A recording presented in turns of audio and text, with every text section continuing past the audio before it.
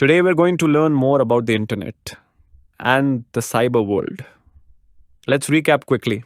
The internet is a global network connecting millions of computers worldwide, enabling users to communicate, share, and access information. It has revolutionized how we work, learn, and entertain ourselves. Now, let's dive into some common internet terminologies. All right, class, who can tell me what WWW stands for? It stands for World Wide Web. Correct. The World Wide Web, or simply the web, is one of the most popular services on the internet. It consists of websites and web pages. Can anyone name a few popular websites? Google, YouTube, and Wikipedia. Exactly. And these websites are made up of web pages. What's the software called that you use to access these web pages? A web browser. Yes, a web browser. Some examples are Google Chrome and Mozilla Firefox. The web browser lets you view web pages. Now, what is a web server?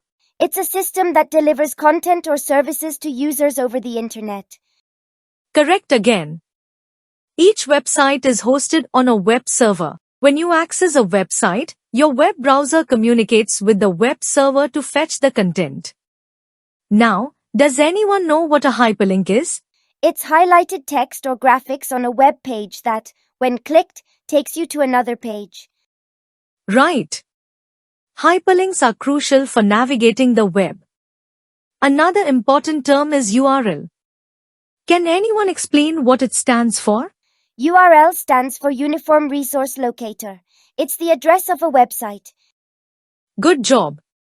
For example, www.google.com is a URL. The first page of any website is called its home page. It usually gives you an overview of what the site offers. Today, we've covered the basics of the internet, web browsers, web servers, hyperlinks, URLs, and how to create an email account. Understanding these terms and processes will help you navigate the cyber world more efficiently. Keep exploring and learning.